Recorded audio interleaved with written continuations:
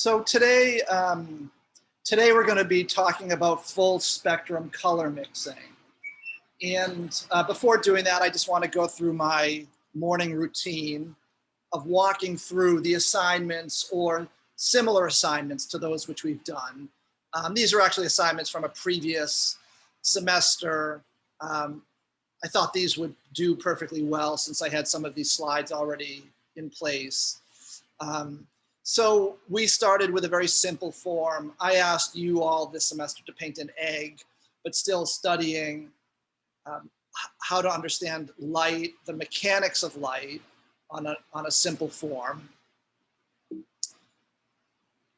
And of course, we moved on, as you all know by now, to planar structure and how to understand forms in terms of their planar structure in order to most fully understand how light operates or how forms react to light when light is falling on forms.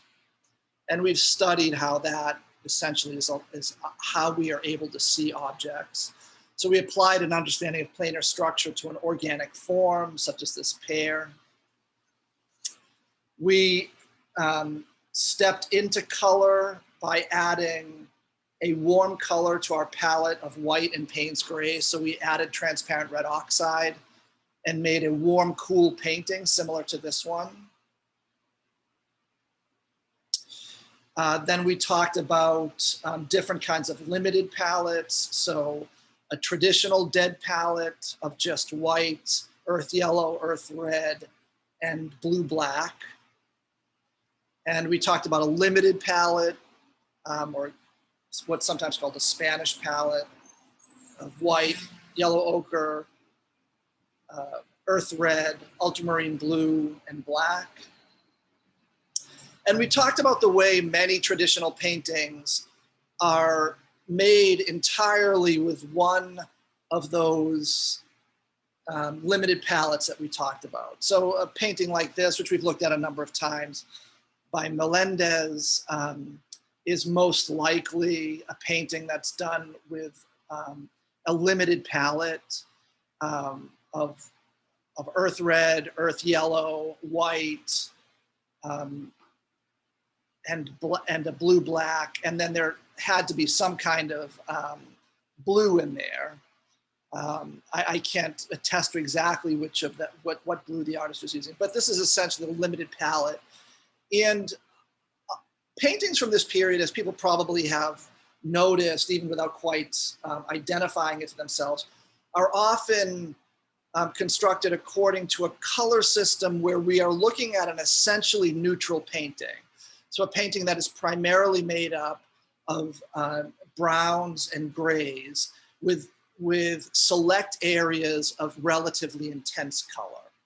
So that's certainly what this painting is. The areas of intense color are primarily the pears, maybe this pastry here, although this pastry is a kind of neutral, although a neutral tending to orange. So traditionally paintings, or at least before the 19th century, paintings were often done with very limited palette. And that was probably mostly because there was a limited range of colors available to artists. Here's another example of a painting that's primarily a neutral painting with, in this case, two intense colors, red and orange. This is a painting by the French painter Chardin, C-H-A-R-D-I-N. So that's, these are the palettes we've primarily been working with, and attempting to use them to get as rich a sense of a color reality as we can out of that limited palette. And as we've talked about, and in my opinion, as we see here, you can get what appears to be a very rich color experience with a very limited palette. And as we also talked about, an advantage to that is you have a kind of built-in unity to the painting, right? If you're working with a relatively limited range of colors, then you are more likely to create a painting where you achieve a kind of unity, a sense that all of the elements of the painting work together. But we want to talk now about how to deal with a palette that approaches something like a full spectrum palette. So this is a painting by a late 19th century painter named Henri Fontaine-Latour. His last name is spelled Fantinlatour. And Fontaine-Latour, I think that, I don't know what to say about his work overall. I think he's kind of interesting. I would call him a minor painter. I don't think that his work made any major development art historically. The paintings are lovely. I chose a painting of his mostly to keep within the theme of still lives. So we can see all the elements that we've been studying through primarily still lives operating in this painting.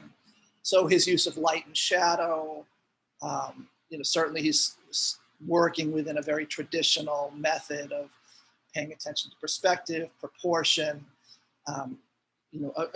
here a great deal of color accuracy, or you certainly have the sense that that was his intent. When we look at the objects painted, we feel that these are paintings of objects as they appeared to him, and that's basically the approach we've been taking so far. There are certainly some painters who love this artist, and I never linger over his work. I don't even know why I'm saying that, but someone certainly for our purposes today in complete command of a relatively full spectrum palette and using it to essentially match colors as he sees them. Now I'm sure took some artistic license. This isn't an exact one-to-one duplicate, but there's an attempt to match colors. So part of the reason Fontaine-Latour was doing that at this time was purely a practical reason, almost not even an artistic reason. He's making this painting, I don't know the exact date, probably something around 1880. And a good deal of the reason he's able to do this is colors by this time, the late 19th century, had become relatively easy to obtain. So with the advances in science and factory production, a wide range of colors were able to be extracted from the earth, were able to be chemically processed and turned into paint, and were able to be produced so that they were relatively affordable. So a much wider range of colors was much more easily available to artists at this time. And so that opens up a whole range of possibilities for artists. So Impressionism was in part possible because of the range of colors available to artists. So if we think of our limited palettes so far, it's probably apparent to people that we would never be able to get this kind of full range or this very rich range of colors, even though these colors are muted. We're still looking at violets and greens that you couldn't obtain with our relatively muted colors. This, by the way, is Monet. It looks like a painting we've looked at, but it's just another one from a series of paintings he did of haystacks, where he was deliberately trying to suggest, not exactly reproduce, but suggest the fullness and richness of color that we experience outside. So just if we compare these two paintings, Fontaine-Latour, interested much more in accurately capturing local color, and we have much more of a sense of saturated, pure hues, so pure yellows, pure reds. Monet here dealing with a very complex arrangement of colors as they are altered by their appearance in a particular atmospheric setting. So into the 20th century, this is a Pierre Bonnard painting. Artists are using much broader ranges of color. This is an Archibald Motley painting, was a mid-century American artist. So the range of colors we see here, Archibald Motley using from reds and blues that we probably could have achieved with the palette we've been using so far, to colors that are really inventions of the 20th century, a kind of chemical color or a chemically produced color. So an artist using, again, a full range of color.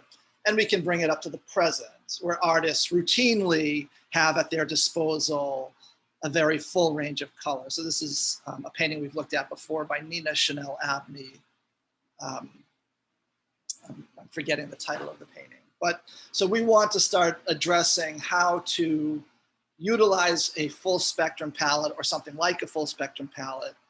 And now we're going to be staying with, for our last assignment, staying with attempting to use that to create a kind of representational painting, but dealing with, again, a full spectrum palette.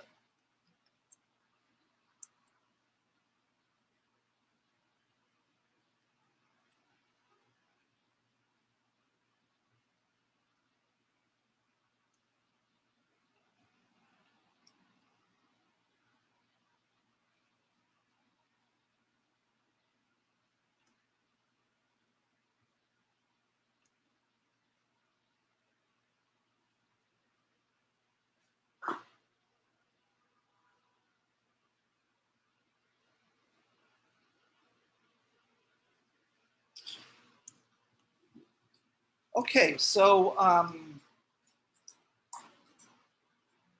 how are we going to start this? So I'm going to lay out all the colors I asked you to buy. I'll also put out a couple others, only because just to emphasize that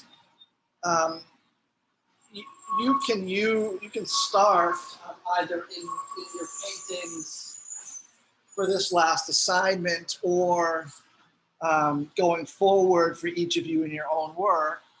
You certainly can use any colors you want that you feel are appropriate in your painting. So I'm going to lay out all of our colors. And we're not going to use all of these colors today, but just to have them out, and we can just think about what colors we may use for certain situations.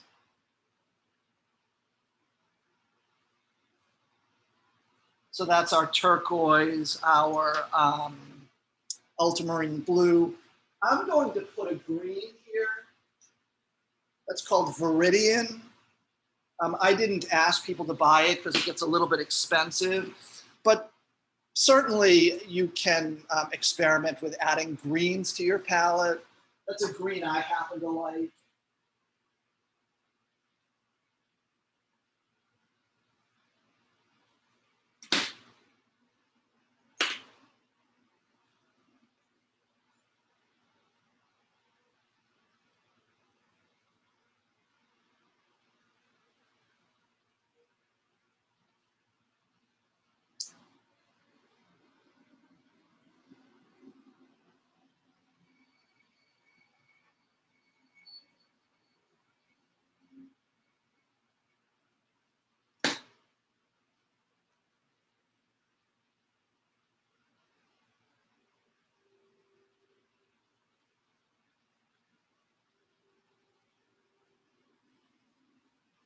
You know, I said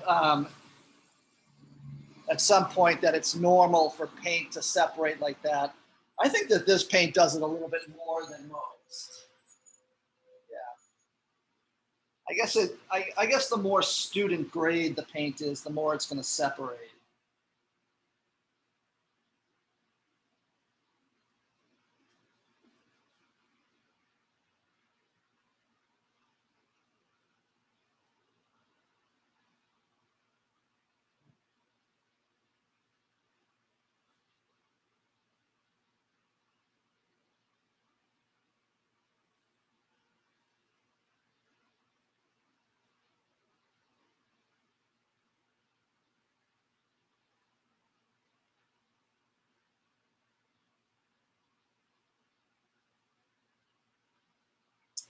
So I think another thing I want to point out here is that you'll probably notice that I'm laying out the palette in a certain kind of order. So that's basically how I have my palette laid out. I have the white in the center, and then I have the warms on one side of it and the cools on the other. And the reason I do that, there's two reasons I do it. One is if these, when you have colors that are like each other, near each other, then if you accidentally mix colors together on the palette, then they sort of pollute each other less. So if I get a little bit of yellow ochre into this yellow, it's less polluted than if I get black into the yellow. I also just think it's good practice to always lay out your colors the same way. I think it makes, the very difficult process of color mixing easier for people to deal with. Every painter I know lays their colors out in the same way. So I would just recommend that.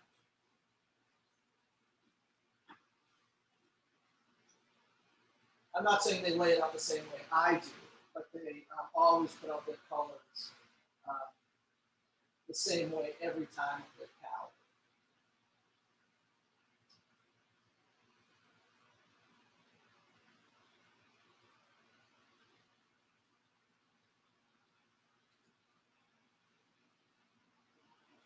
I'm also putting out my colors right around the perimeter.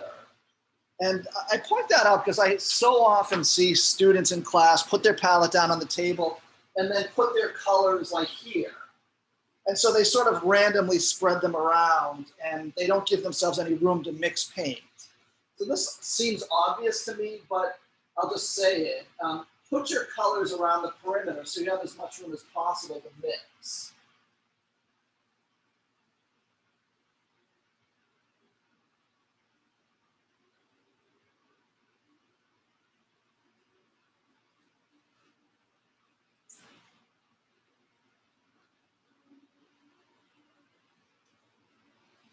So that's quinacridone magenta.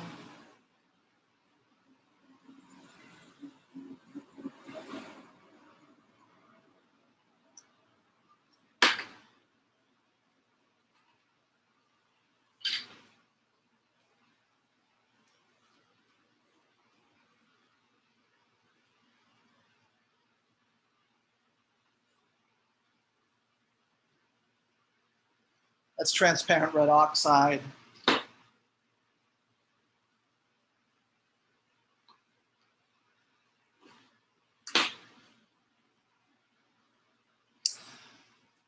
Okay, so I think these are the colors I asked you to buy, with the exception of green, which I've added. So there are, of course, there's a whole, as people probably have seen in art supply stores, there's a whole range of other colors. So I'll point out a few, just as a way of prompting people maybe who are interested in continuing painting after this to keep experimenting. So a color that I find very useful and related to transparent red oxide, it's an earth red, is Venetian red, like Venice, Venetian red. And that's also an earth red. I find it very useful for mixing skin tones, all shades of skin tones, or almost all, to give the kind of redness that's often underlying different skin tones. Likewise, a color that we may think of as a kind of brown, it's called burnt sienna, but it's related to the earth reds we use, and I tend to think of it as a kind of earth red. This is also a very useful color in mixing grays, and I'll talk about why. So any questions here? I don't want to be throwing a lot of information at people. Any questions so far? You spelled the Venetian, because I spelled it, but I want to get the right spelling. V as in Victor, E-N-E-T-I-A-N. Thank you. Professor, we're using all of these colors to make that block? To make what? To paint the block? No. Okay. No, I'm gonna do. I'll mix up several different. Oh, we're mixing. Okay. Okay. I'm just gonna start with that. Okay.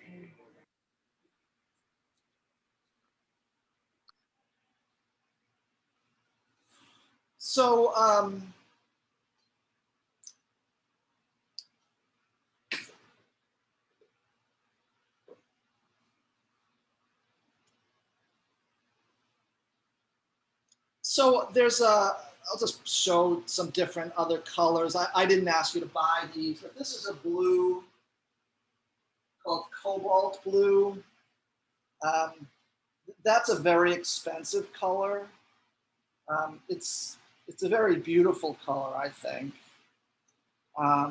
Again, just to start showing a range of colors that people can use. And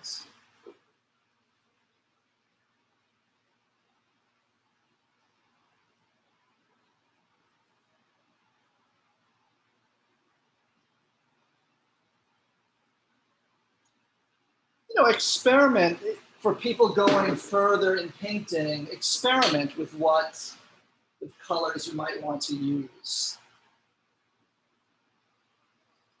This is a color called cadmium red light. I've been using cadmium red medium. That's a little bit more orange than the cadmium red medium, although they're close, but that's just a little bit more orange. Sometimes, depending on the brand, it's much more orange.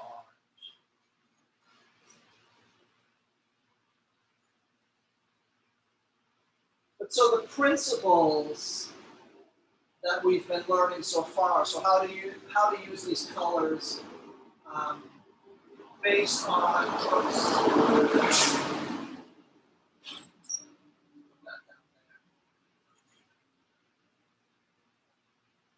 Sorry if this is turning out like a kind of comedy. This always happens when I have the full spectrum. Because having a parallel palette, some artists actually do paint that way, but it's really not. You end up battling gravity when you do that. I only do it purely to make it for the purposes of these demonstrations.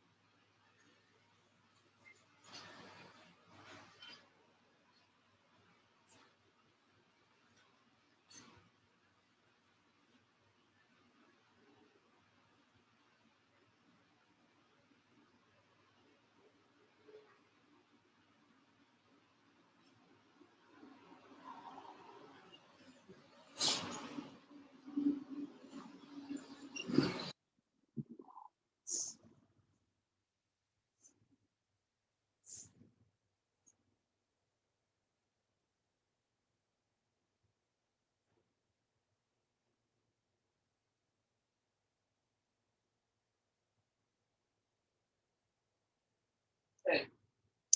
So, all right, any questions so far? Okay, so let's talk about some basics of color mixing. So we have our object, a simple block. It's yellow, obviously. Yellow is the local color. So can anyone remind us what we mean by local color?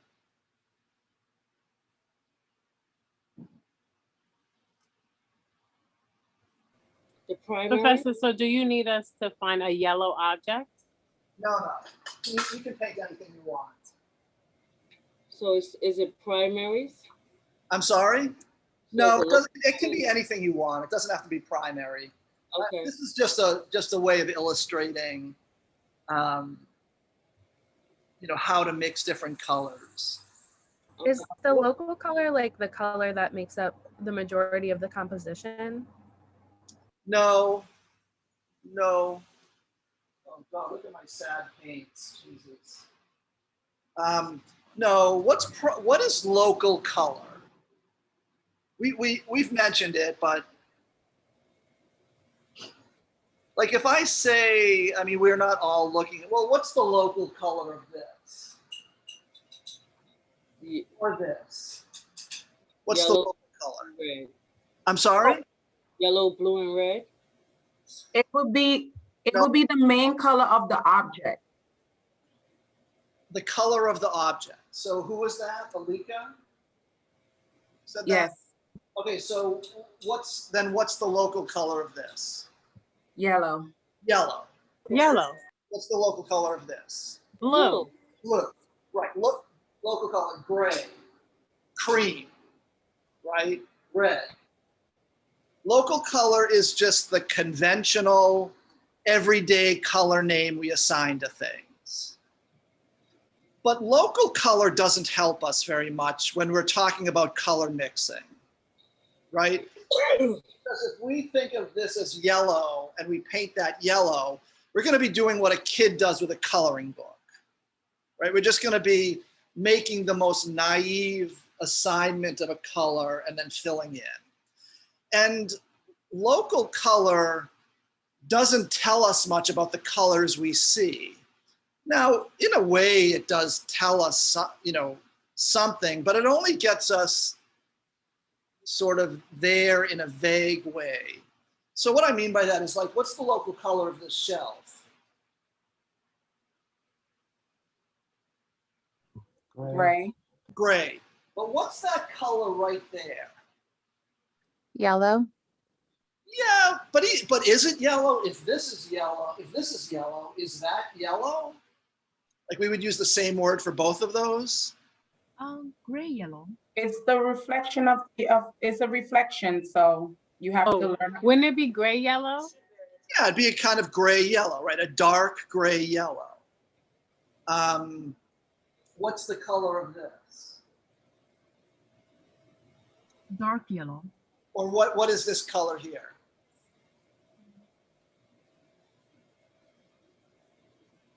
It's a shadow. Yeah. Anyone want to try to name that color? Kind of like a sandstone, maybe? It's like a what? Like a sandstone, like a darker goldish yellow. Ochre, what? Orchard, is that how you say it, Michelle? Oh, ochre. Well, okay, so I don't know if you all can do this, but I'm sure you can. Just take your index finger and your thumb and make a tiny little pinhole, and then isolate that color from everything else. It's actually not really yellow ochre. No. What's the difference between that and yellow ochre? Wow. It's not as brown as yellow ochre. Yeah, it's not as Yeah, it's a cooler color. It have a little bit more of a Bluish. greenish gray. Yeah, I would say that's accurate. It has a little bit more of a greenish gray to it. That's right. And that's probably, that greenish gray is probably coming from the gray that's around it. That's in part what's influencing it, right? And the local color yellow is picking up some of that gray. And over here, over that way in my studio, I have a white wall. So some of that white is reflecting around. So all of that is influencing the color.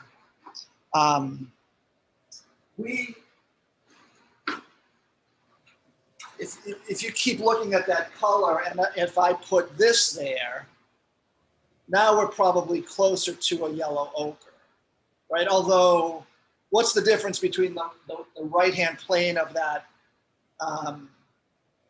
block and yellow ochre now? Look at the right-hand plane of the block and look at the yellow ochre. About the same. Now it's like more vivid. Yeah, it's more vivid. Isn't it almost an orange? Yeah, definitely. The closer this gets. So look at what's this color here?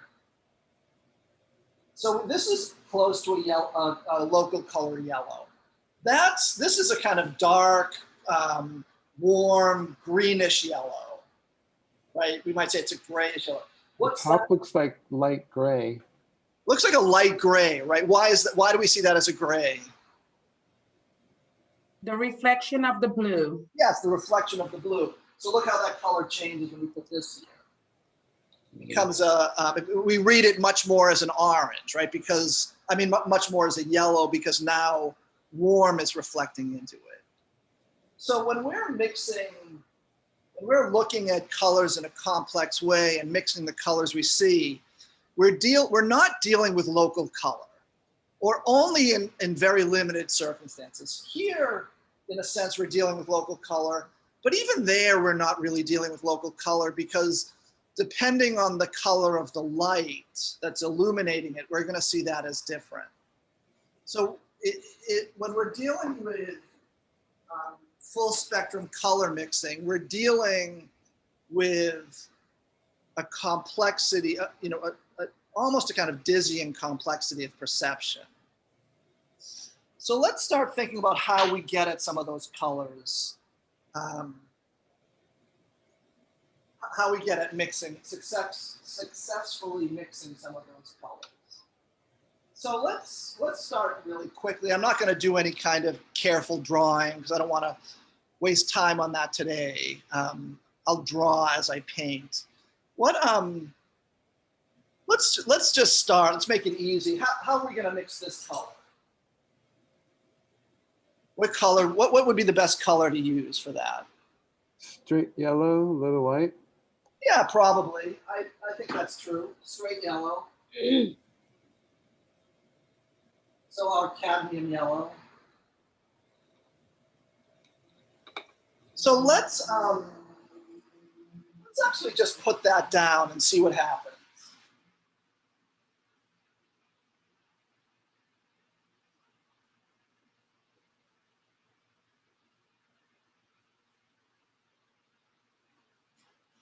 So now it's hard to tell, right?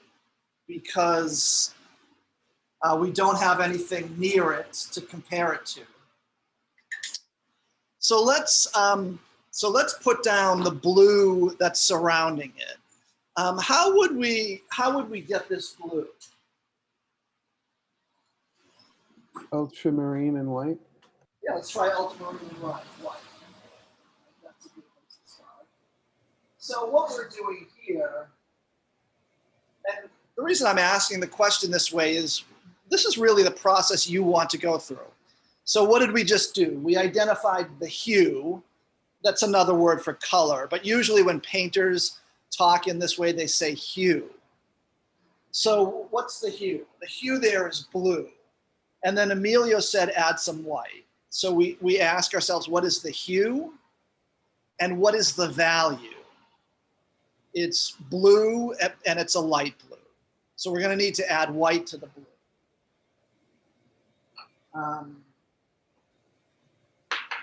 And again, like in color mixing, and you'll start to do this automatically, but these are the questions you ask. Now, let's try that. So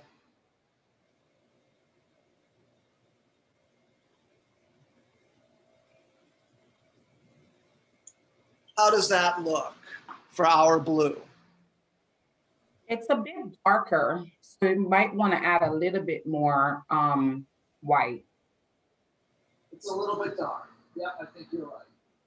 And the yellow's a little too lemony. I think it needs a touch of gray.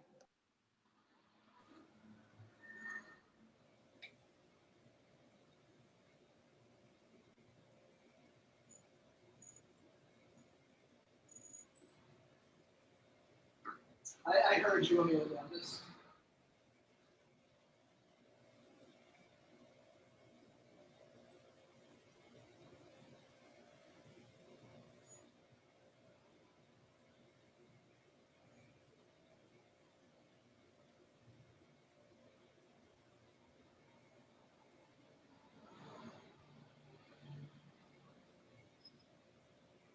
So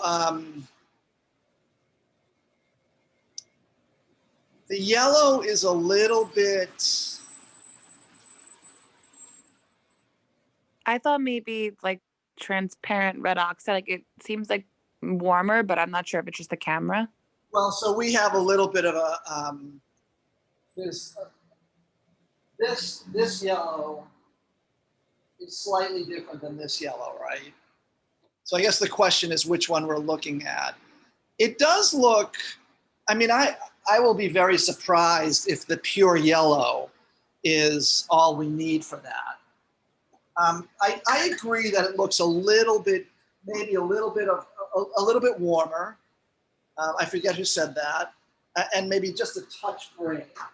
So I'm gonna take,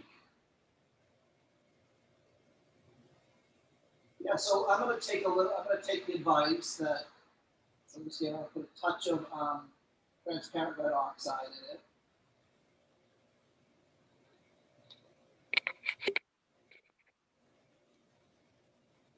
And I'm gonna put a tiny bit of blue,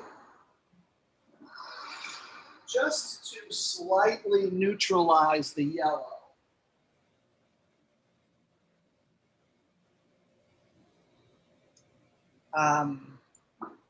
Yeah, don't we need to sort of work with the complementary, like by adding the red and the blue, isn't like you made almost like a purpley tone Yes, to it? exactly. Because adding a little bit of blue in addition to that red is essentially adding its complement, right? It's adding violet.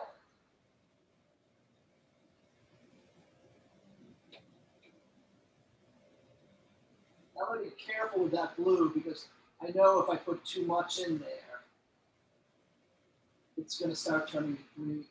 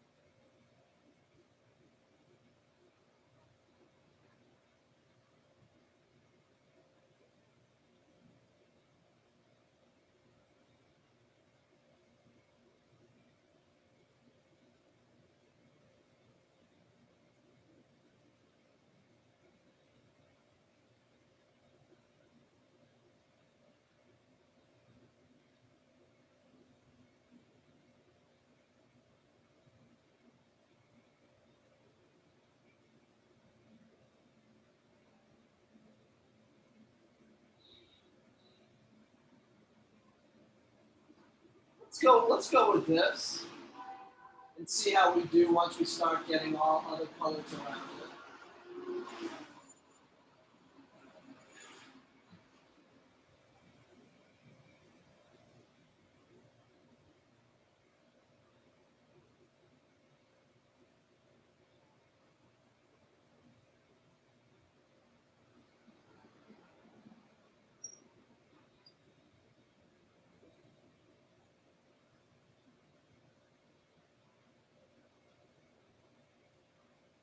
I have a question. So if it were to like, if you were to put like some sort of like a glaze, like I forgot what the name of it is, but like that medium that you add that makes it shiny, that would like change the color, right? Like it might just be like a shine versus like not a shine, or am I like totally off? Well, no, if you put a little bit of medium in, it's not really going to change the color too much. It's not going to change the color when you first put it down. What it does is when the color dries, it's less likely to change color. So if you use just paint straight out of the tube, you'll find that when it dries a little bit dull because the support has absorbed some of the oil. It's taken some of the oil out. Does that make sense? Yeah, yeah. Adding Because a I've little- noticed that. Yeah, I'm sure people have noticed that. Yeah, so adding a little bit of medium will help prevent that kind of dulling down of the dried paint layer. So But I noticed that you could see when you paint where you've had medium and where you had straight paint out of the tube. Like you see a change, like a disparity in the way the color is on the board. you can see a change in the colors. When I can see where I've put the color on straight from the palette Oh, yeah. without medium, and then when I've used medium to make it flow a little more, there's like a different quality on the board. That's good.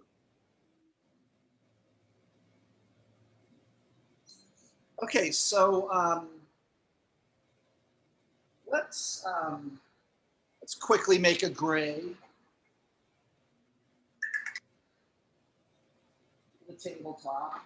So I don't see any reason to get too complicated with that gray. I'm going to start with black and white. I think there's no reason not to do that. The only question is, will black and white get exactly that gray?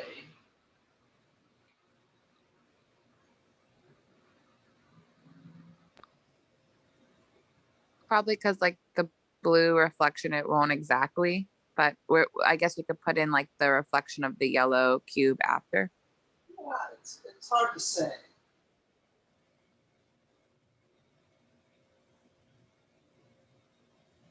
Right now, it's just black and white.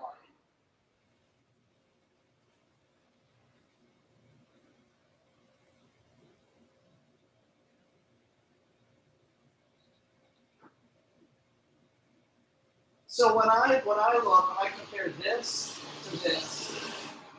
This is warmer than this. This is more purple, and that has more warmth in it. So I'm going to take a little bit of my yellow ochre, and I'm going to warm that gray up.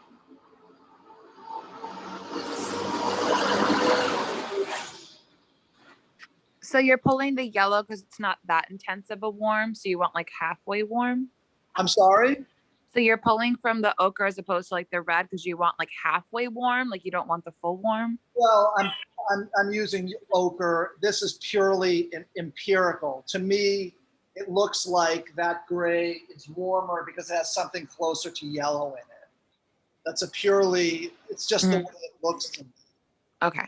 I may end up finding out that that's wrong.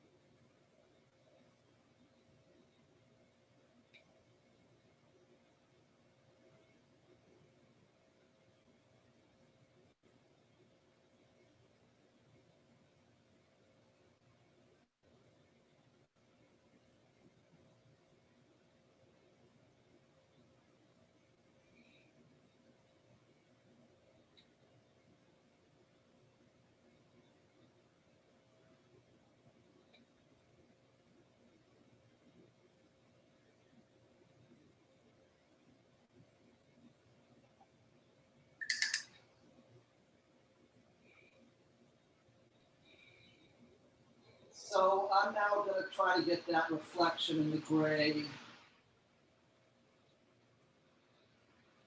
And so if we look, so there's a lot of yellow reflecting in there, but it's not that much lighter than the gray.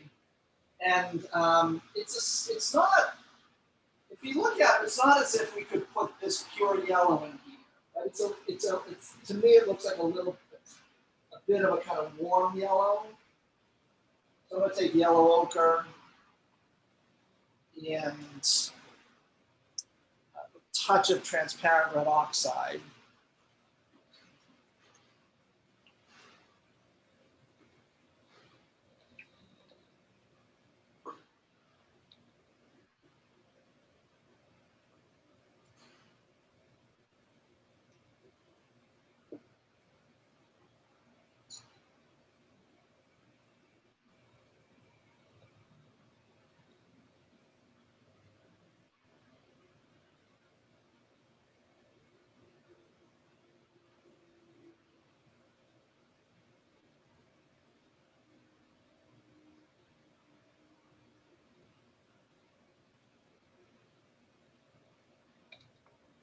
I need a little bit more of the pure yellow.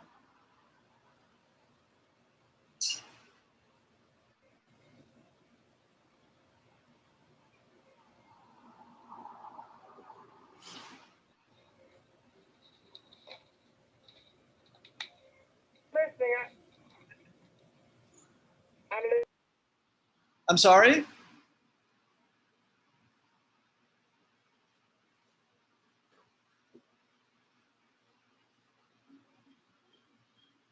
So this needs to be grayed down a hair, right? This is a little bit too much of a kind of royal blue. We'll do that in a few minutes. What about now? Like, what do we think will give us the color of the shadow plane on the block? Professor, to me, I don't know if it's the way it's positioned, but it looks like the box is like the bottom is more like a V shape instead of going straight across like a box, or is it just because it's positioned like the camera position? I'm sorry, say that again? Like the view of the box that I see compared to the painting, it looks like the bottom of the box where the shadow is should be more like a V-shaped angle instead of a straight line shape. Well, this is, I mean, because of the lens, that your perception of this is very distorted. So let's not worry about the drawing. I'm just talking about color mixing. Okay. So what's the, like, how would we get the color on the, what colors would we use to get the shadow plane of the box? We need to use its complementary color. We need to gray it down, but still be yellow. So some sort of violet-y, lavender-y thing. Oh, okay, sorry, Emilio, say that again. We need to try to gray the yellow down, still read as yellow, but grayer. So we want to use its complement, something purple. So Yep. red and blue. Well, I think that we can get that color by mixing yellow with violet.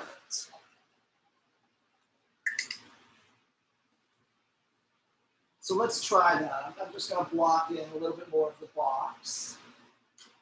I mean, no, sorry, a little bit more of the shell.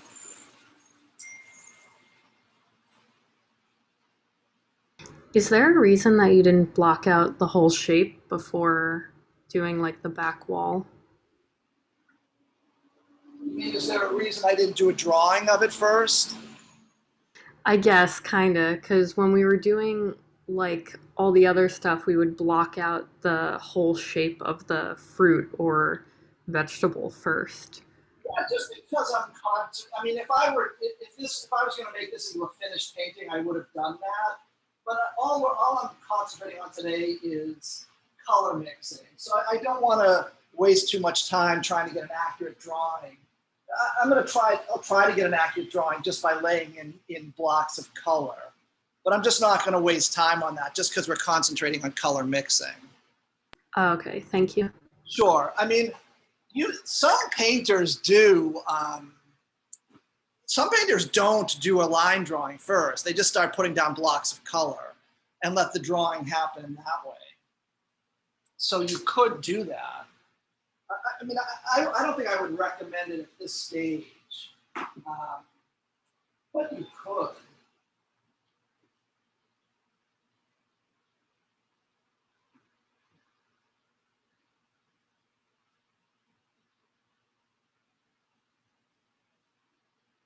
So I think what somebody, I'm sorry, I forget who said this.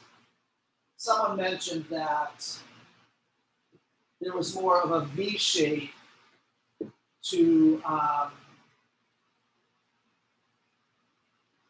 the lines, I think the lines that you're drawing, and that's true. So I can go in and correct that here.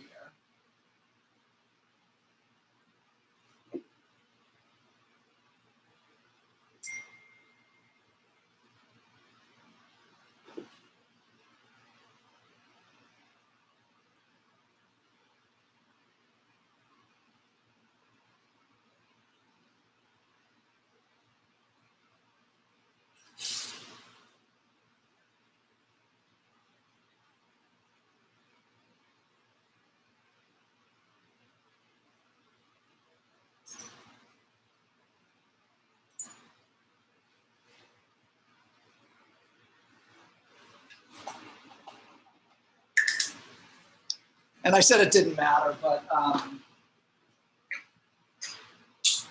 let's just do that. Let's correct our drawing, or my drawing.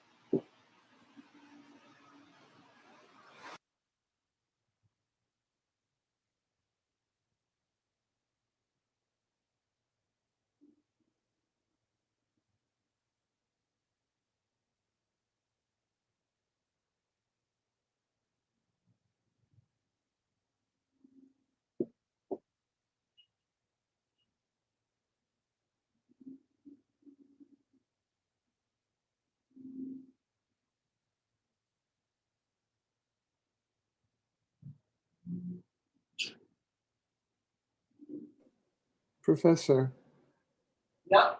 have you ever, while you're painting, gotten the proportions or the perspective off, and it's not true to what you're painting, but you like it anyways and you stay with it? I mean, that's certainly possible. I mean, usually I don't work that way. Like my paintings aren't based on, those kinds of, for whatever purpose, like distortions like that. So not me personally, but that's, certainly an option. I mean, but having said that, my paintings often have things wrong with them. And, that sort of becomes part of the painting. So, we in this class, we're talking about getting things right just as a way of training our eye, for people who consider that to be important. But that doesn't mean ultimately the objective is always going to be getting things right, far from it. So that's certainly a possibility. Thanks.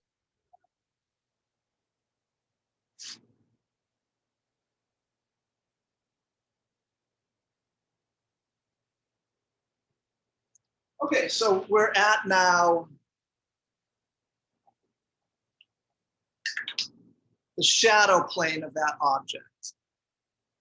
And this is where painting things like this often throws people because people think too much about local color. In a way, we want to dismiss local color from our sensibility because this is really no longer, that color is no longer anything like that color. Like right at this edge, notice how dramatically that color changes.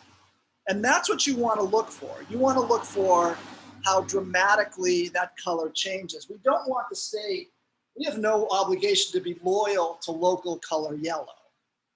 We're going to completely abandon local color yellow now. So let's try to get that color. So I think Amelia is right. So that doesn't mean there's no yellow, there's some yellow. But I think what we can do is we can make a violet. So I'm going to make violet with ultramarine blue and I'm going to use a little bit of my cadmium red to make a kind of gray violet or a grayish violet. So remember when we use cadmium red and blue, those traditional spectrum colors, we get a kind of grayish violet. So I'm going to mix those two together, and I'm going to mix that with my yellow. I'm going to take a look at that yellow. So if we compare this to this, what looks like it is something maybe different about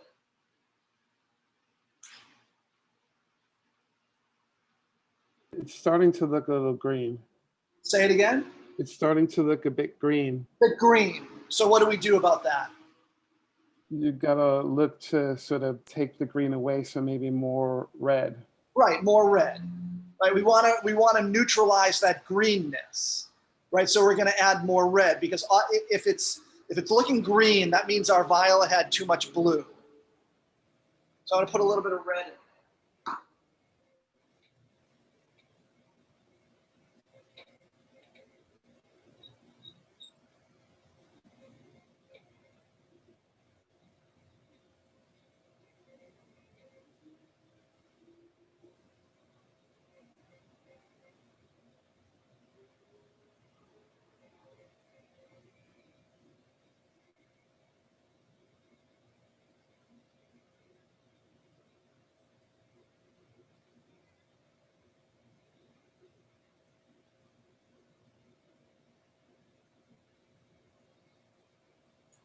I think we might be in the ballpark. I'm going to try this.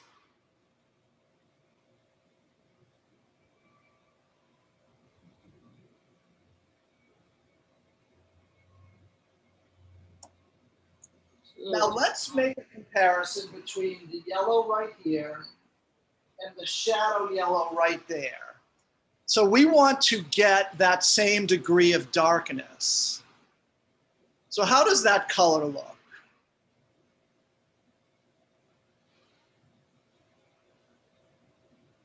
Maybe a little dark. Sorry?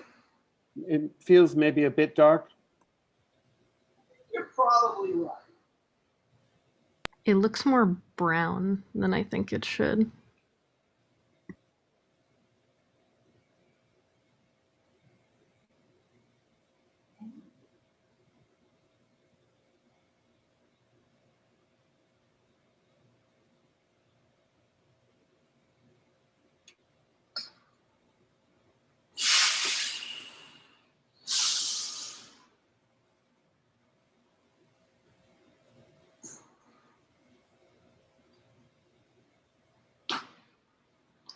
I think you might be right, but I'm not positive.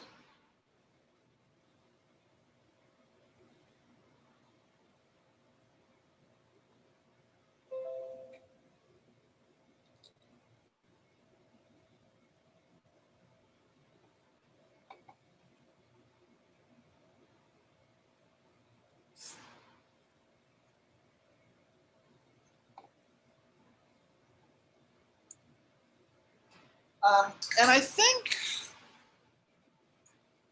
I'm not positive because I don't want to fall into the mistake of interpreting this too much as the local color yellow. When I really look at this color and compare it to that color, they are two totally different colors. Right? The color here is much darker. It's much cooler. There's much more blue in it. So I want to make sure I do justice to that.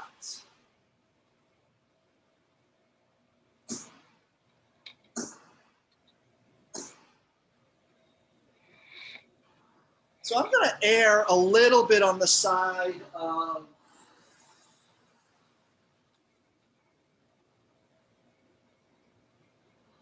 saying that color is accurate.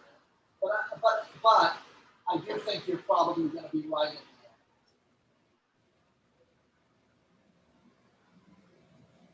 But let's just see.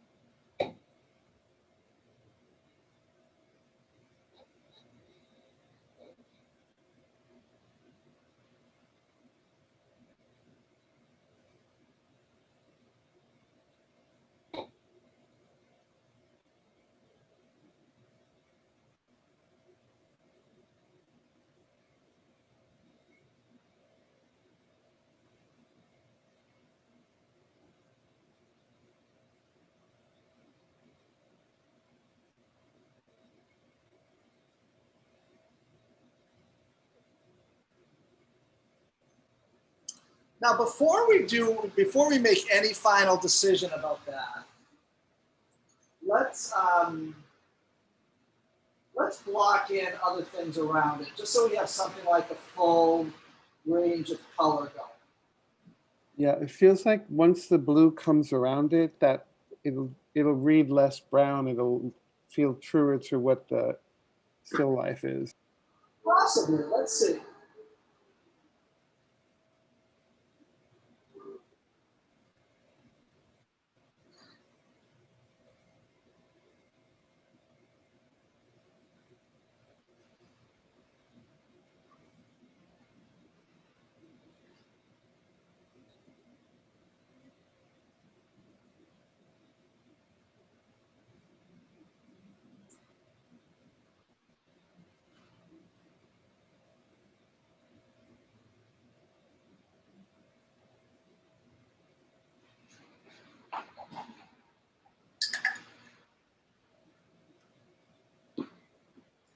Okay, so let's quickly, I just did some redrawing.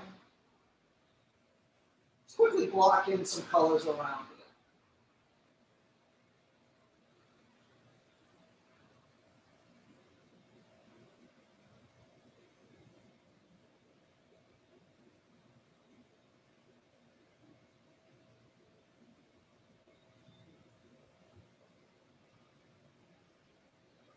Professor, I have a question. Go ahead. When it comes to the Gamsol and using all these colors and then using the color yellow or white, do you have like two separate container of Gamsol for the light color and for the darker color? Because once the water get dirty, I feel like I'm scared that it would interfere with the lighter colors because the water is dirty. No, I don't. No, I stick with the same thing. I mean, if you're using Gamsol to thin the paint, then what I would maybe suggest doing is having a separate container of Gamsol that you use to thin the paint. Not so much to thin the paint, but to wash the brush. Like, what do you do? Do you use separate brushes? Like, it gets a little confusing. Not confusing, but like when the water is dirty and you're using light color and you put that that brush in that Gamsol, and then it probably will make the paint comes out a little bit more darker. Like the yellow would probably have that little residue of all the other color mixing. Well, I mean, I don't have that problem. I mean, I know what you're saying, but when I clean my brush thoroughly before dipping it into a new color and then dry it off on a ray. Oh, okay. Problem. Okay, so do you basically use different brushes when you're using different colors to avoid that situation, or maybe it's because I'm not washing my brush too properly? I just thoroughly clean it in Gamsol. Okay, thank you. So I now have.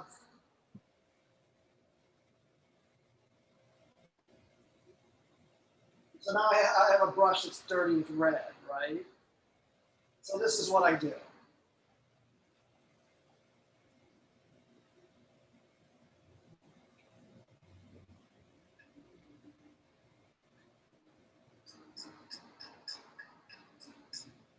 Okay, and then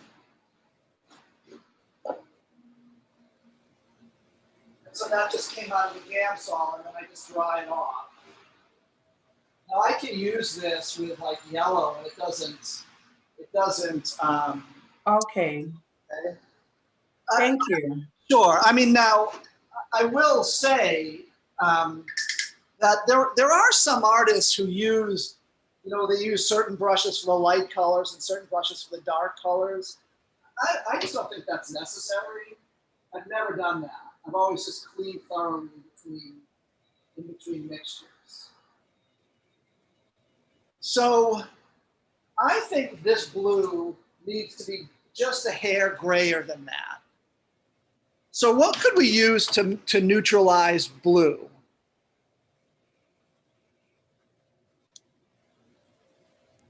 Orange. Yeah, in theory, orange, right? But if I mix orange into this, I'm going to get, it's going to start going kind of green. So I mentioned the earth red burnt sienna. See how we could see that color as a kind of dark orange? It's almost like that transparent red oxide is like a rusty color. A little bit. It's a little bit like transparent red oxide. I'm going to use this to neutralize my blue, just a touch of that.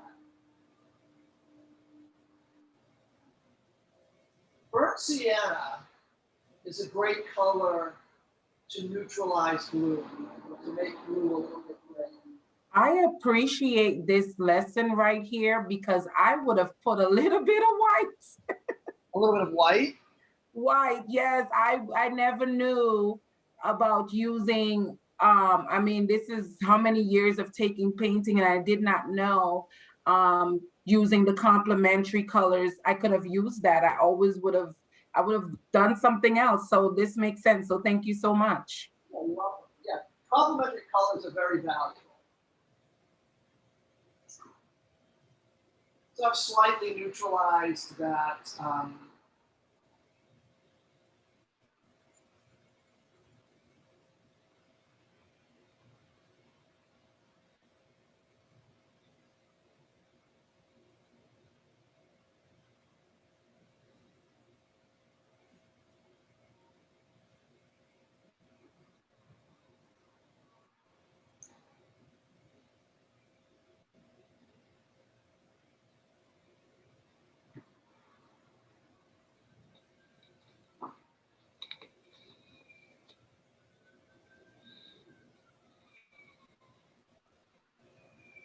That blue.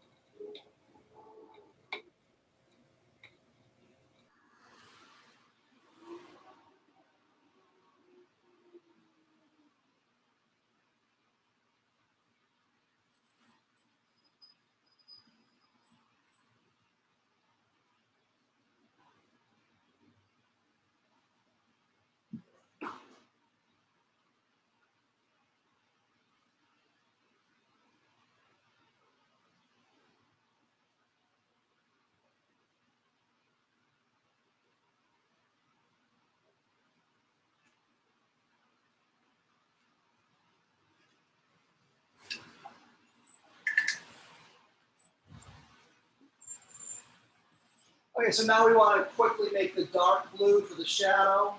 I'm once again going to use my ultramarine blue, and I'm going to again neutralize that. In other words, gray it down with a little bit of burnt sienna, which operates as a kind of orange in this case. And then that's probably going to need a little bit of white.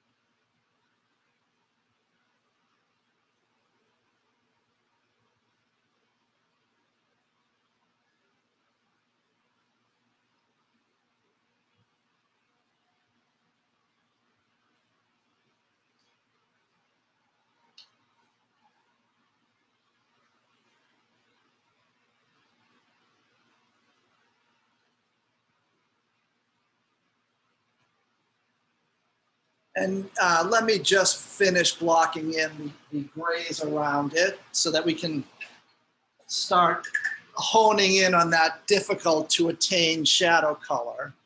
Let's just get as much of our color in around it as we can.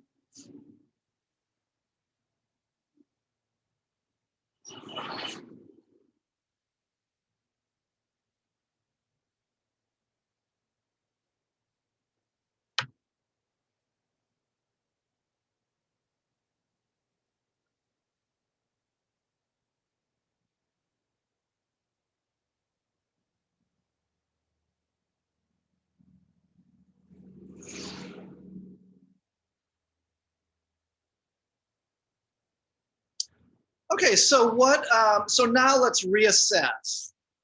So what do you think of that shadow plane? What could change about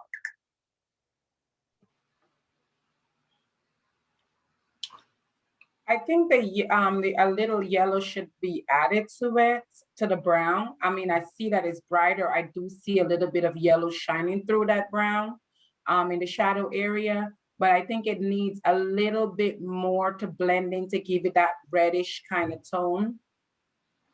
That yellowish kind of reddish. I don't know. That's what I'm. I think you're right that our color is, we could say it's too brown, right? And Yes. you can also say it's too red, which is in a way giving it that kind of brownish look. Where we need, this is closer to a kind of gray yellow. I do think we can see now that this is not too dark. Do people see that? Like at first we thought it was too dark, but once we get everything blocked in around it, it's not too dark, is it? No, it's the right tone. It's the right value, it's a color issue. So we want to keep this value, but get rid of some of that kind of brown.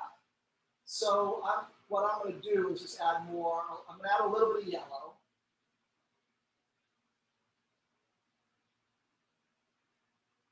To this. And then I'm going to add a little bit of blue.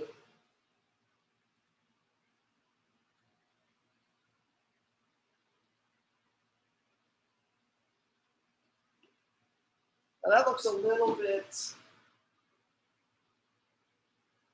green to me, but let's.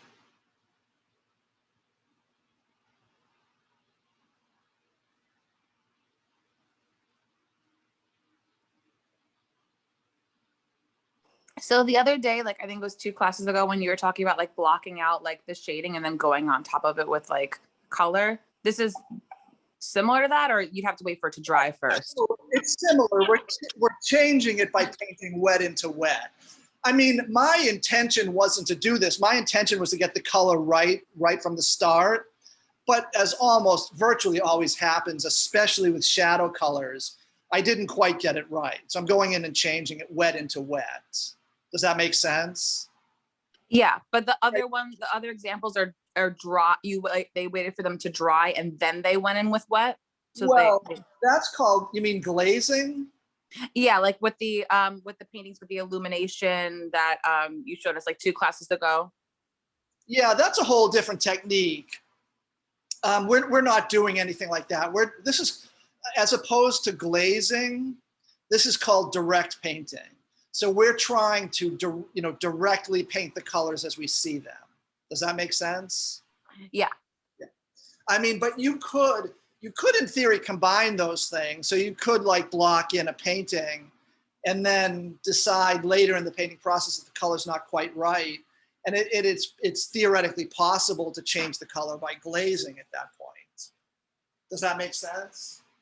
Yeah. So like, like I painted this and after I was like, okay, it's a little off. I could go back and like technically glaze it. That's right.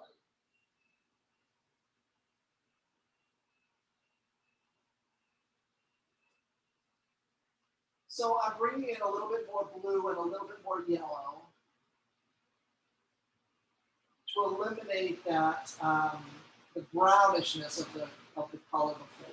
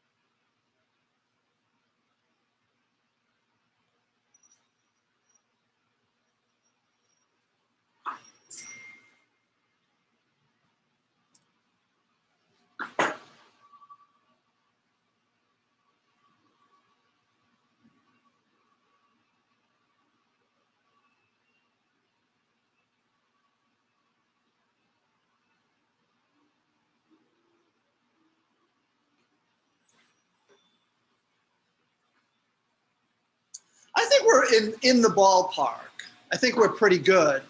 What do you think? It feels pretty close. I think it's close. So this, I certainly think we have the value right. I think the value, looking at it, to me it looks about right. So what's the difference? Now here's where we get into really difficult to tell subtleties.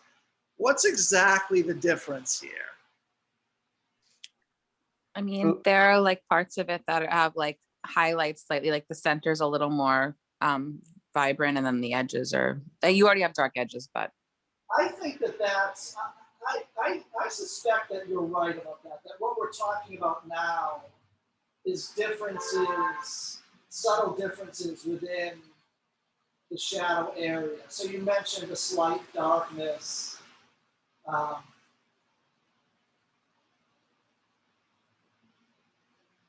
What you actually were talking about was a core of the shadow. And I think you're right. So we're perceiving the front edge a little bit darker and a little bit cooler.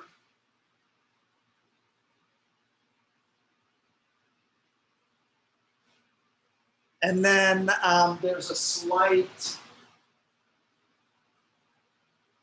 The center of the light side of the box seems whiter than its edges. Yeah, and that's reflected light. To me, it seems lighter and slightly warmer. So I would go into here and as much as possible start indicating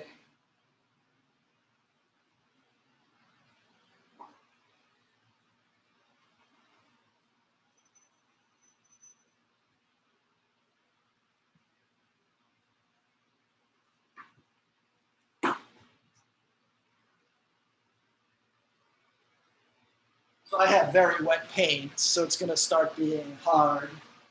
But start warming up and slightly lightening that shadow plane. Professor, there's somebody in the waiting room. I think Okay. they got locked out. And I think we're refining this more and more. Professor, is there like a certain technique, like a brush movement you can use when your paint does get like really wet and it starts to get like muddy, or you kind of just have to take a break? Well, I mean, is there a technique to eliminate that? I think you need to block it in, let it dry, and then go a second layer. Okay. Most people do oil paintings in more than one layer. I mean, if you don't, then you are pretty much committing yourself to a painting that has very clearly visible brush strokes.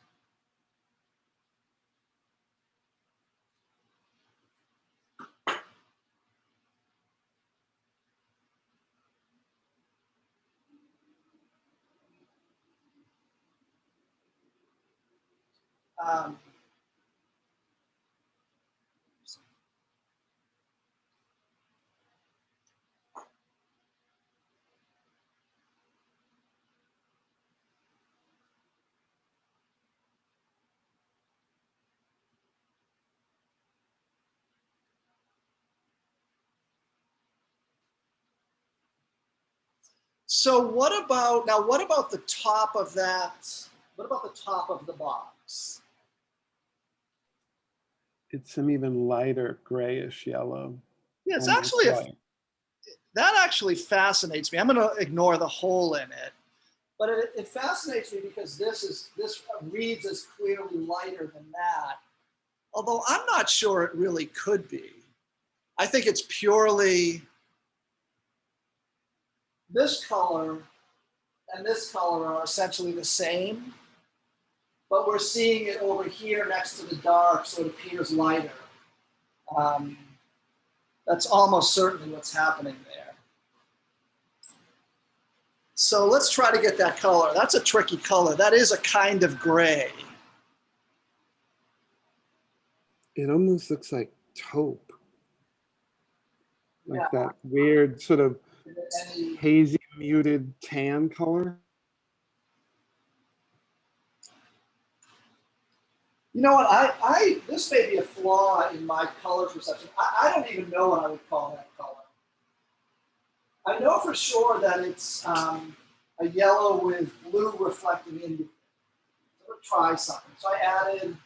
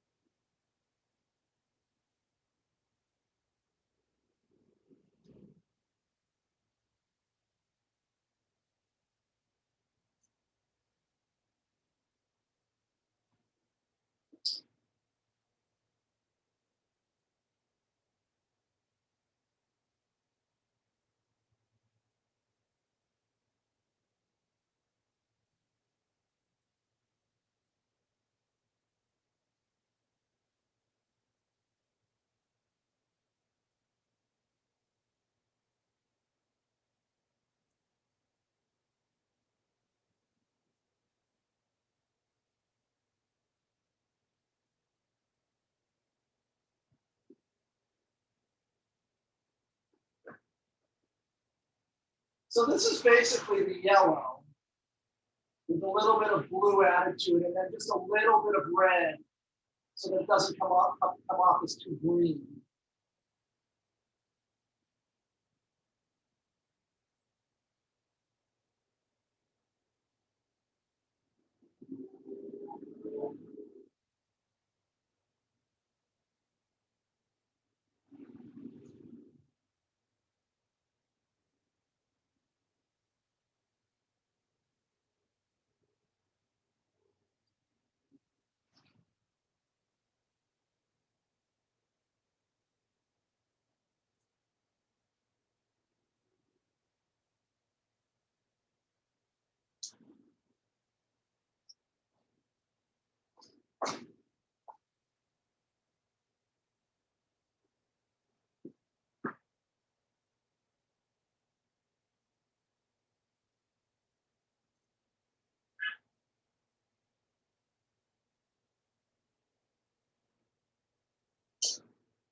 A little too green.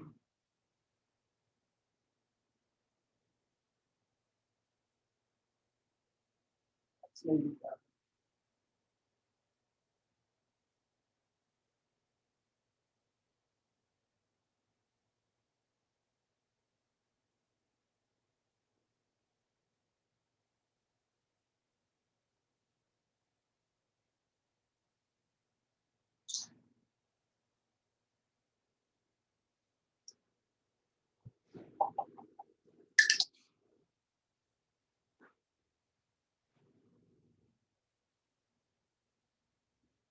So we're also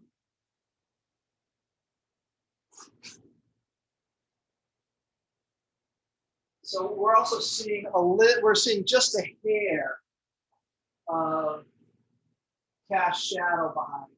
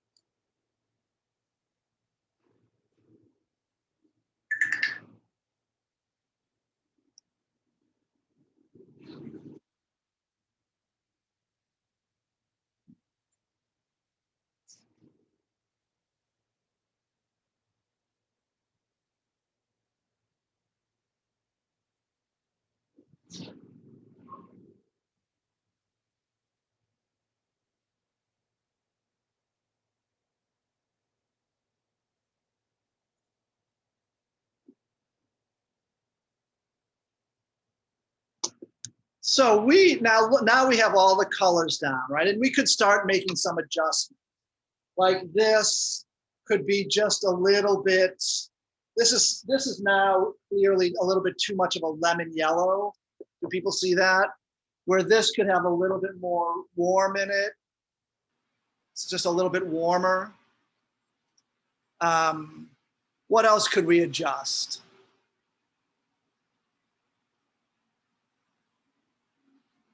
The surface, the top could be a little bit more of a lighter or whiter.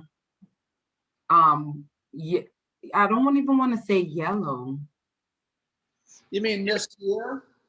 Yeah, I don't even want to say yellow because it's like it's giving me like a little, it's giving me like a bluish gray kind of feel. Yeah, it's a little grayer, I think. I don't think it's lighter. I think the value is right. I think it could be a little bit grayer. Where the value could change is actually, I think this can get a little bit darker.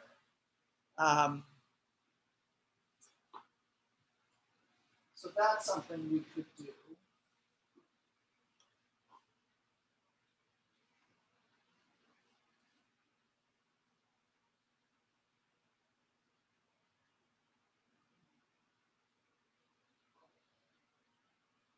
This corner reads as darker against the blue.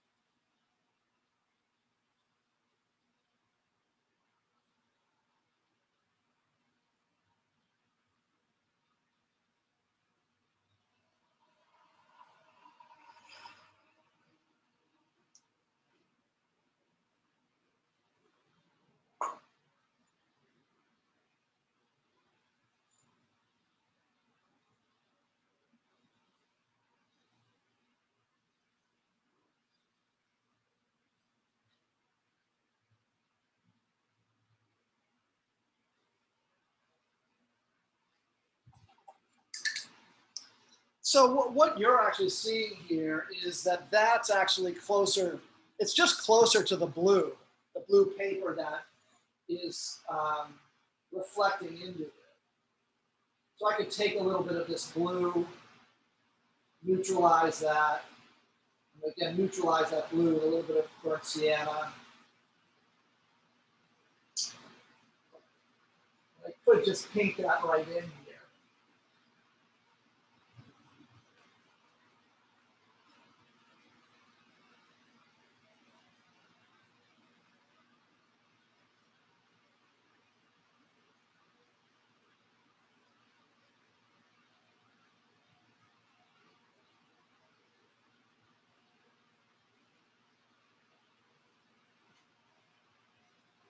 I think it's getting something closer to that.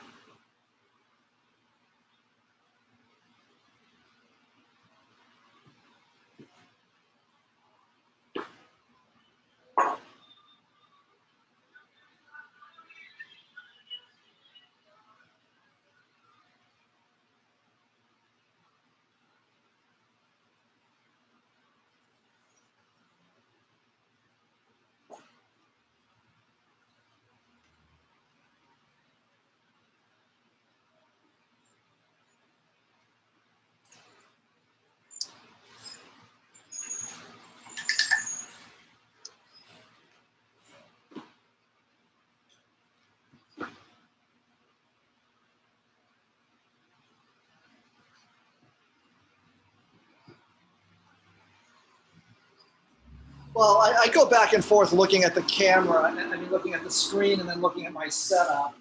When I look at the yellow in my setup, as opposed to the way it's being recorded on the screen, the major difference is that my yellow, this actually needs to be slightly lighter and slightly redder in my painting. So I guess that's about what it looks like on your screen. I'm going to add a little bit of, whoops.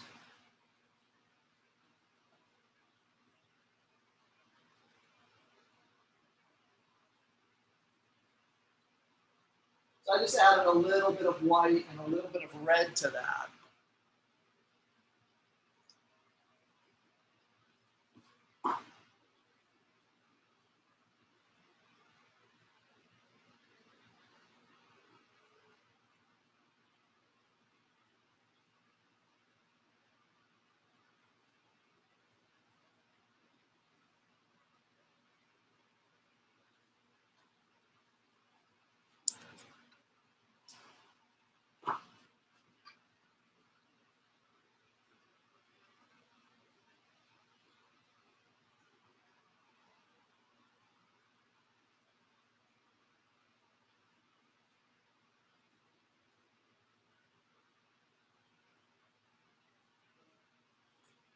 think that works better to approximate that color.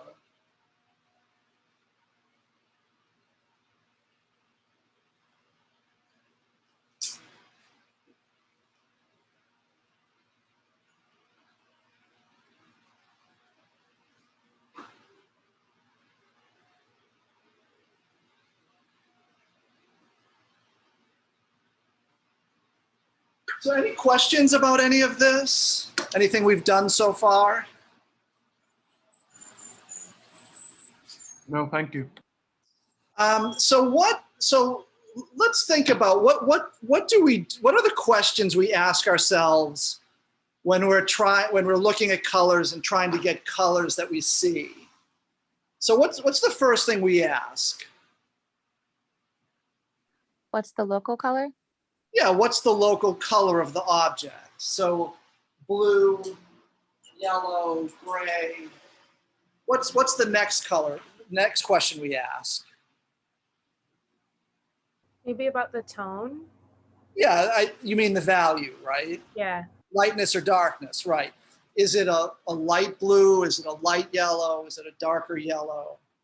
And then if it's, let's say we decide it's a lighter blue, so we add white to it. And then we want to ask what its intensity is. Is the blue too intense or not intense enough? In other words, if it's too intense, that means we might need to gray it down, right? Or if it's, if the yellow is too intense, we might need to gray it down. So then we ask, how do we gray that color down? Okay. So when mixing colors, we want to be going through that process of asking ourselves, what is the color or the hue of the object? What is the value? And then how intense is it? And does it need to be grayed down? So the assignment will be to make a still life of 2 or 3 objects. It can be anything. I would choose something that's, don't choose something that's too difficult to paint. And using and setting the still life up in the same way we've been doing. So with a single raking light source. And try to make the colors as accurate as possible. Use your full spectrum palette to make the colors as accurate as possible.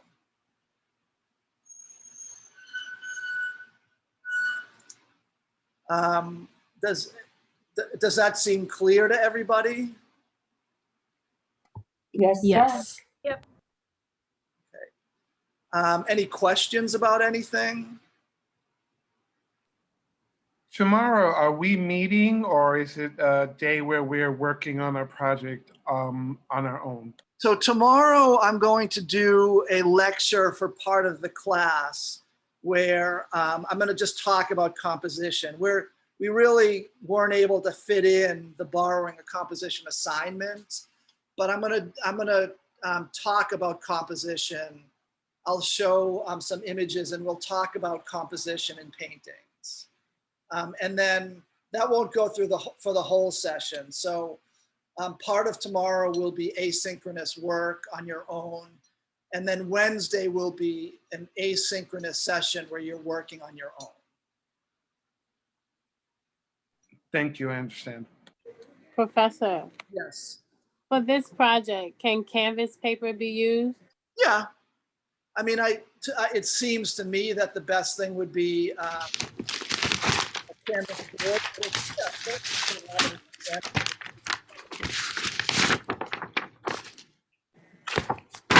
Okay. I didn't hear what you said, Professor.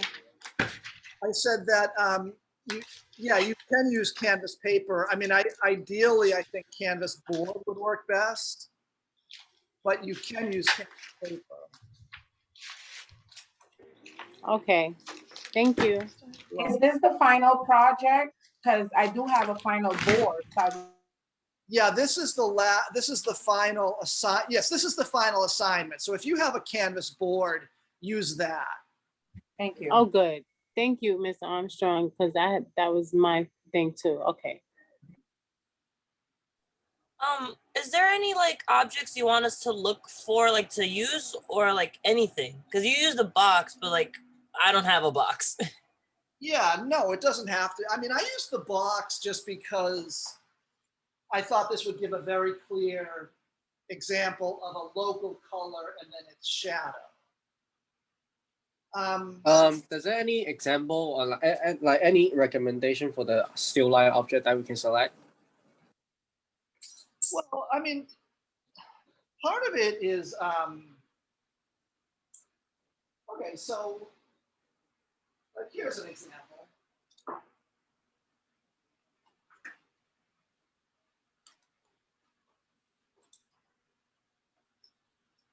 By the way, I dipped this in fabric stiffener. So I always have it. Wow, that worked, huh? Yeah, I think it's really cool. It's excellent. So you can do this. So, like this is possible.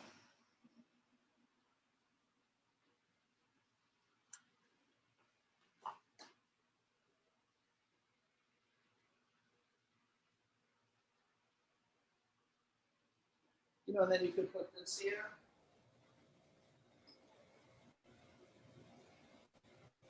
And, but you know, that's just one example amongst innumerable examples. You know, or, so give me a second, hold on.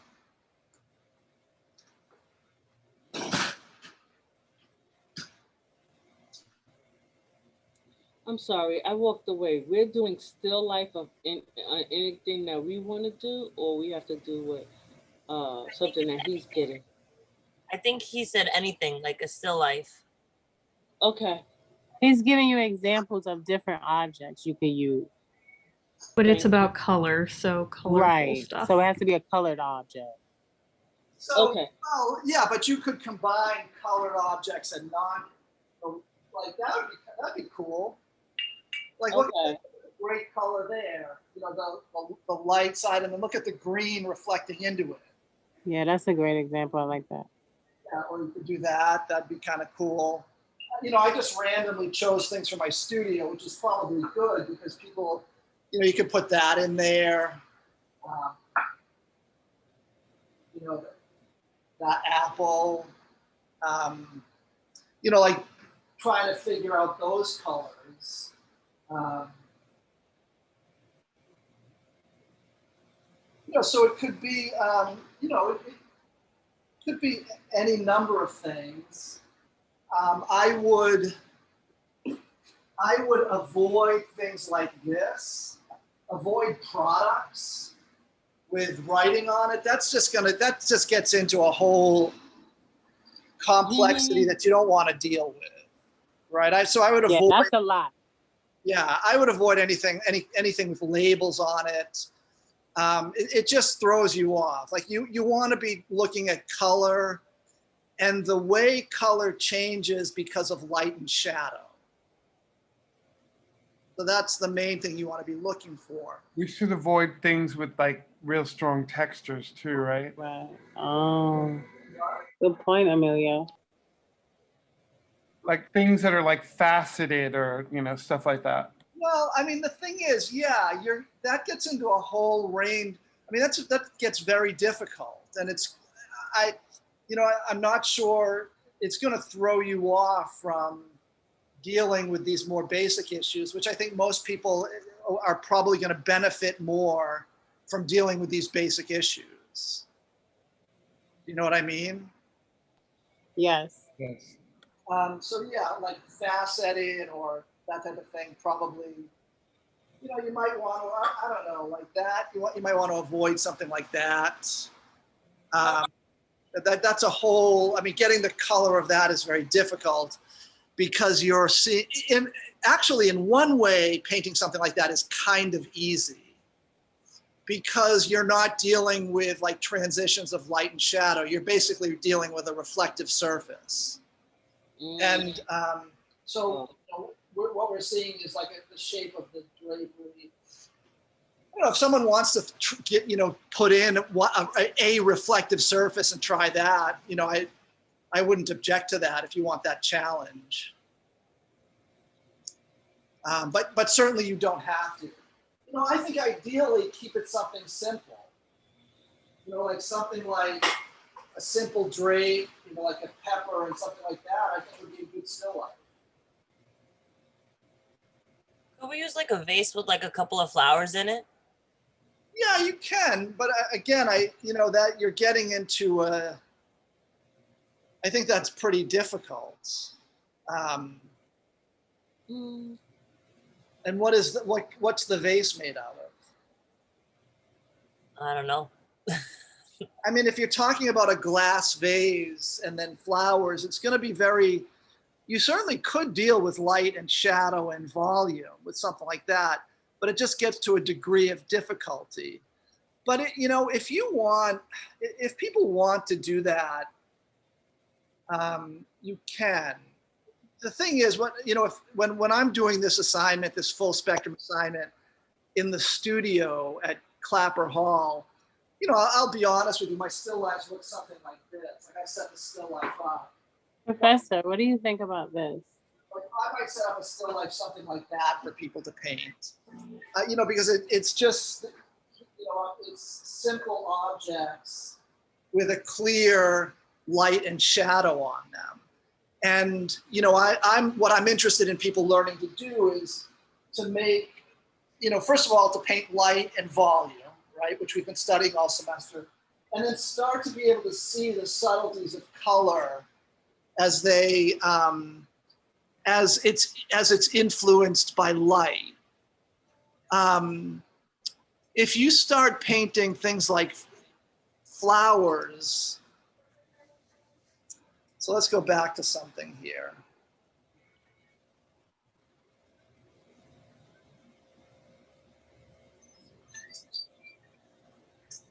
So let's look at some images. So here's for people who, this is a great resource, by the way. So if you go to Google, I have no idea what that was. If you go to Google, where am I? So here's a great art resource. Go to Google, then scroll down to arts and culture. And you can look for a huge range of artists on this. So I'm gonna search for that painter we looked at who painted flowers. It's Fantin Latour. So let's pull up some Fantin Latour. And so here's,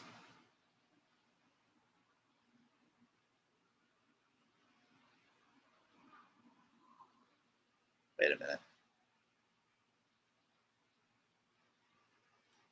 Let's look at this. So, okay, so the great thing about this is you get on Google, Google Art and Culture, you get very accurate reproductions, and then you can scroll in very close. So like you can use this little thing here and get ultra close, and you get incredibly high resolution images. And then you can move this cursor around to see the painting. So, you know, it's, in painting something like glass, glass doesn't respond to light, obviously, the same way opaque objects do, right? Because it's transparent.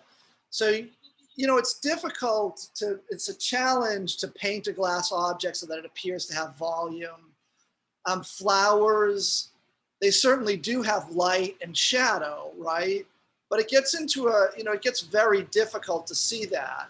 So each individual petal has light and shadow, and then the overall form of the objects has light and shadow. If people want to do it, you can, but you're just introducing a level of difficulty.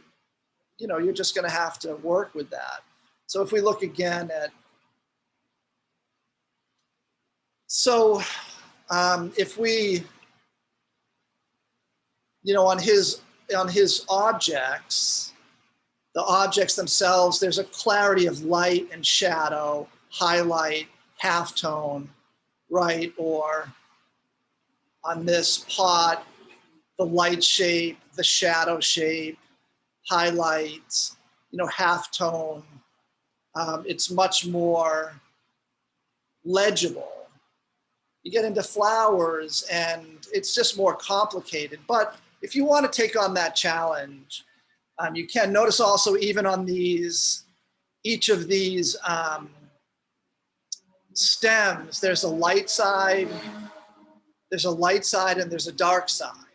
Right, on each of the leaves, there's a light side and there's a dark side. Look at this stem back here, halfway in shadow.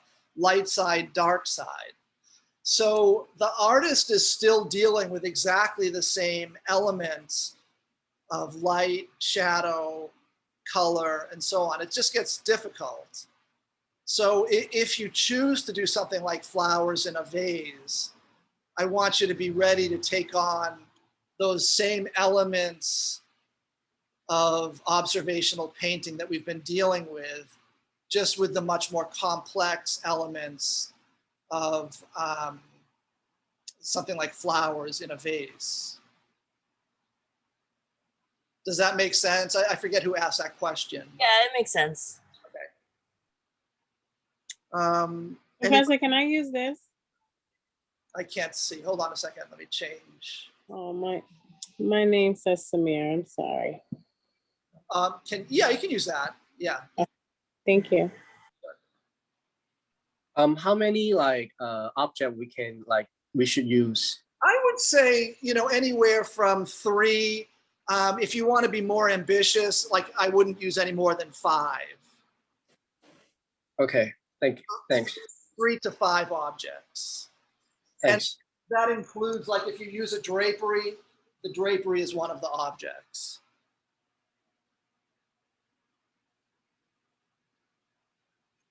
Okay, thanks.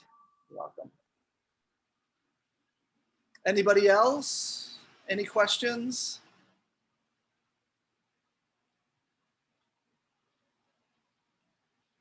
So why don't we, so it's 11:30, so we'll end a bit early today. People will have the rest of class time to start planning your still life, thinking about the objects, maybe putting those elements together and just getting prepared to make the painting, okay? Professor, when is this final project due? Well, it won't be due until Sunday at 6 p.m. But we'll, you know, on Thursday, when we meet for the last time for individual critiques, I'll talk to people about it, however much of it they've gotten done. Professor, is Sunday the last day for everything? It's last day for everything, yes. Because I have to submit grades on Monday. Okay. Thank you. You're welcome. Okay, so if there aren't any other questions, we'll wrap it up here. And of course, people can always contact me with any questions they may have.